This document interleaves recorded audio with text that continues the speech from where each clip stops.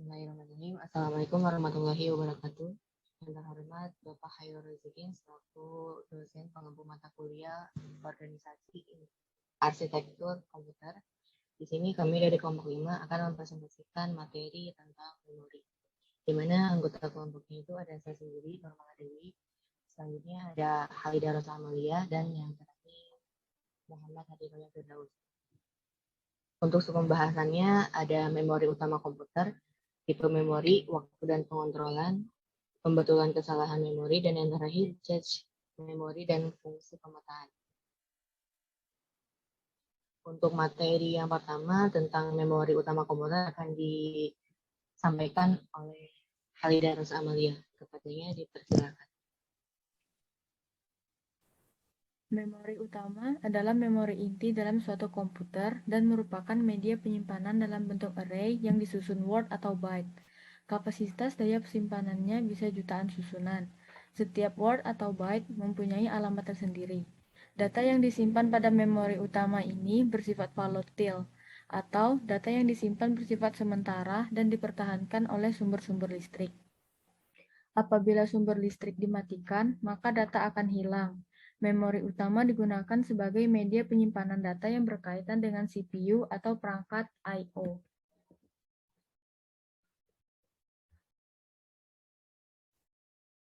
Komputer memiliki hierarki memori yang terdiri atas 3 level, yaitu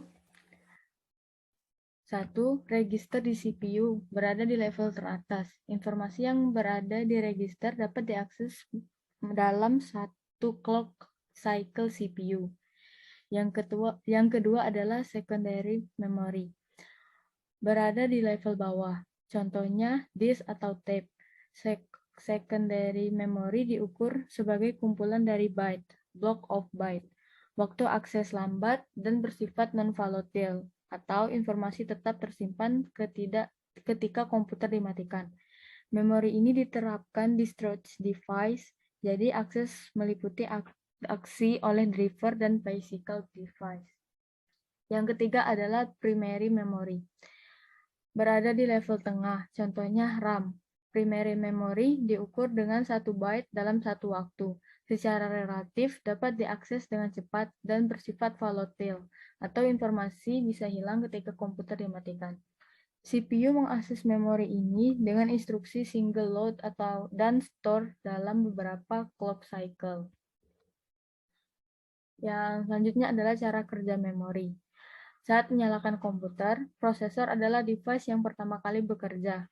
Prosesor ini berfungsi sebagai pengolah data dan meminta data dari storage, yaitu hard disk. Artinya, data tersebut dikirim dari hard disk setelah ada permintaan dari prosesor. Prosesor sendiri adalah komponen digital murni dan akan memproses data dengan secara cepat.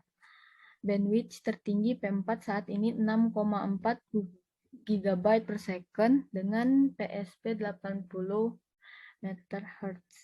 Sedangkan hard disk sebagai besar teknologinya merupakan mekanis yang tentu cukup lambat dibandingkan digital.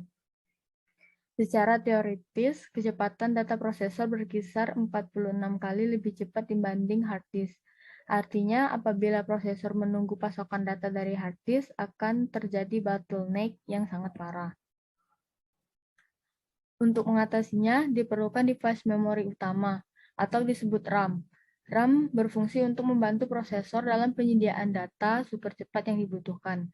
RAM berfungsi layaknya seperti hard disk digital, karena seluruh komponen RAM sudah digunakan teknologi digital. Dengan RAM, maka prosesor tidak perlu menunggu kiriman data dari hard disk.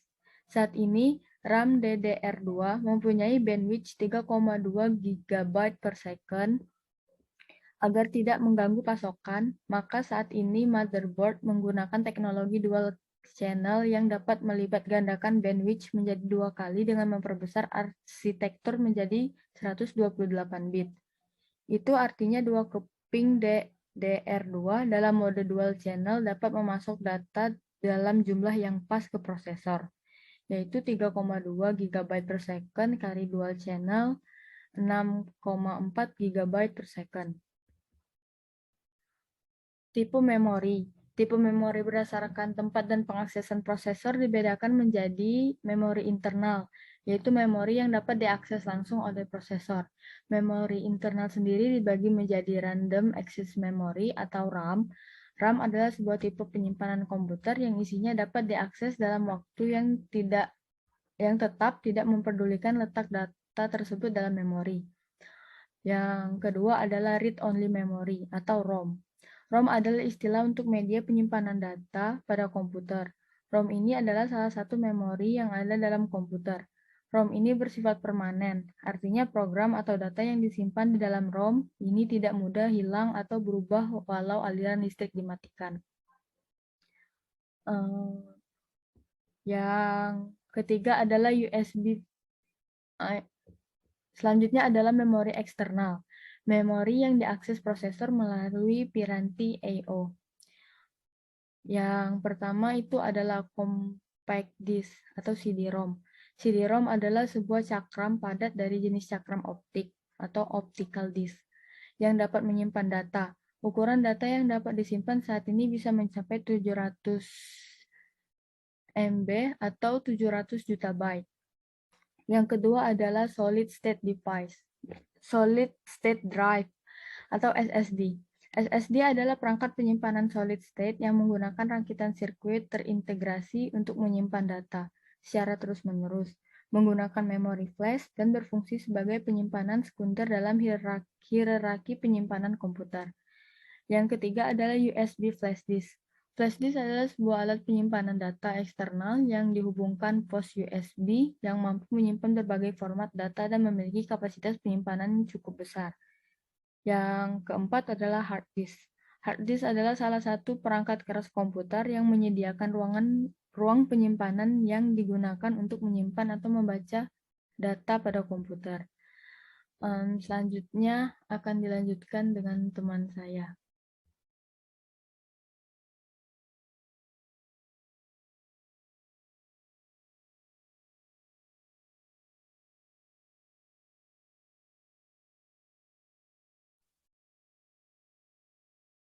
Pengontrolan memori.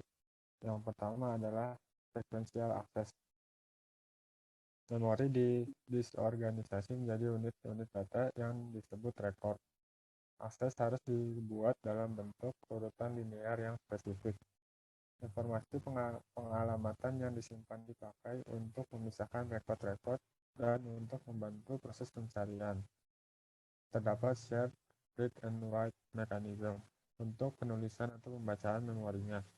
Pita magnetik merupakan memori yang menggunakan metode sequential access.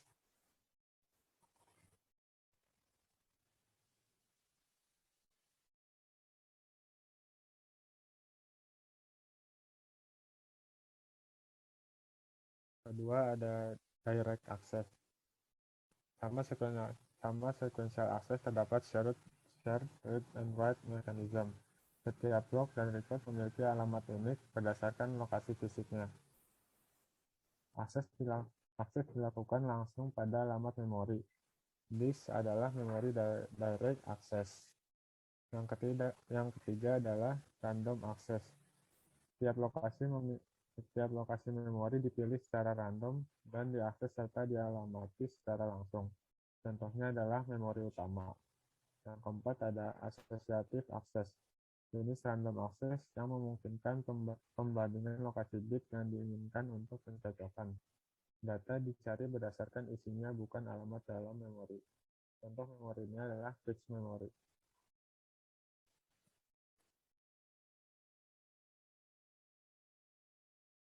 Waktu akses memori. Access time.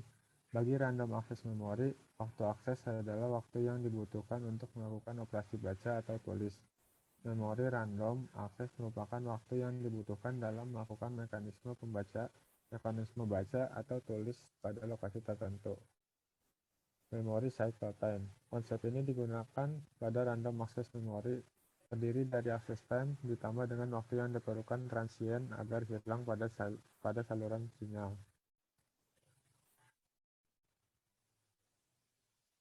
Selanjutnya ada transfer rate.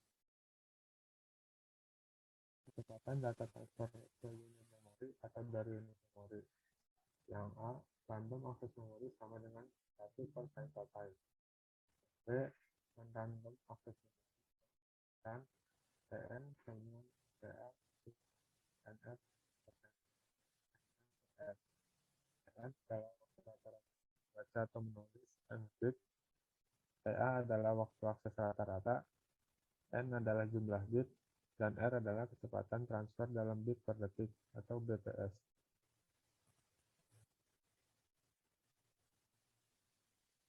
Pembetulan kesalahan memori. Dalam melaksanakan fungsi penyimpanan memori semikonduktor, dimungkinkan mengalami kesalahan. Kesalahan berat biasanya merupakan kerusakan fisik memori, sedangkan kerusakan ringan yang berhubungan dengan data. Kesalahan ringan dapat dikoreksi kembali. Koreksi kesalahan data yang disimpan diperlukan dua mekanisme, yaitu yang pertama mekanisme pendeteksian, yang kedua mekanisme perbaikan kesalahan.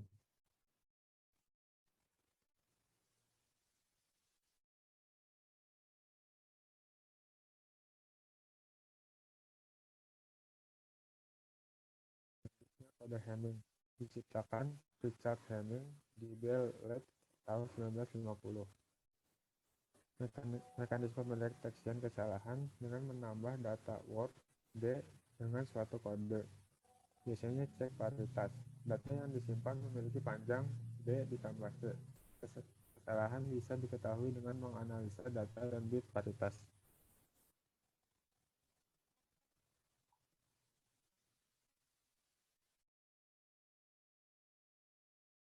Cara kode Hamming yang pertama adalah bit cek paritas ditempatkan dengan rumus 2N, di mana N sama dengan 0, 1, 2, sedangkan bit data adalah sisanya. Kemudian dengan XOR dijumlahkan. Terus yang ketiga, setiap cek bit C beroperasi pada setiap posisi bit data yang nomor posisinya berisi bilangan pada kolom. Mekanisme koreksi kesalahan akan meningkatkan reliabilitas bagi memori, menambah kompleksitas pengolahan data, menambah kapasitas memori karena adanya penambahan bit-bit paritas. Memori akan lebih besar beberapa persen atau kapasitas penyimpanan akan berkurang karena beberapa lokasi digunakan untuk mekanisme koreksi kesalahan. Selanjutnya akan dilanjutkan oleh teman saya, Normala Dewi. Baik, selanjutnya yaitu cache memory.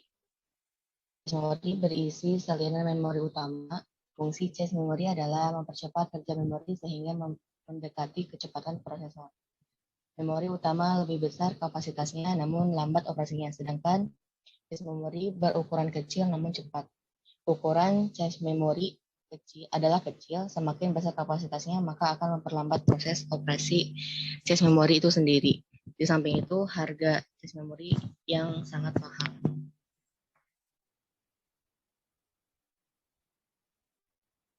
Selanjutnya, pemetaan atau mapping. Terdapat 3 metode, yaitu yang pertama pemetaan langsung atau direct mapping. Teknik ini yang paling sederhana, yaitu tekniknya ini memetakan blok memori utama hanya ke sebuah saluran cache saja. Yang kedua, pemetaan asosiatif, yaitu mengatasi kekurangan pemetaan langsung. Tiap blok memori utama dapat dimuat ke sembarang saluran cache. Alamat memori utama diinterpretasikan dalam file take dan file word oleh kontrol logika cache. Take secara unik mengidentifikasi sebuah blok memori utama. Mekanisme untuk mengetahui suatu blok dalam cache dengan memeriksa setiap take saluran cache oleh kontrol logika cache. Kelebihannya, algoritma penggantian dirancang untuk memaksimalkan hit ratio, yaitu yang pada pemetaan langsung terdapat kelemahan. Kekurangannya, kompleksitas rangkaian sehingga mahal secara ekonomi. Dan yang terakhir, pemetaan asosiatif set, yaitu menggabungkan kelebihan yang ada pada pemetaan langsung dan asosiatif. Memori cache dibagi dalam bentuk set-set alamat utama diinterpretasikan dalam 3 file, yaitu file take, file set, dan file word. Setiap blok utama dapat dimuat dalam sembarangan saluran cache. Mungkin segitu saja yang bisa dipresentasikan. Mohon maaf apabila ada kesalahan. Wassalamualaikum warahmatullahi wabarakatuh.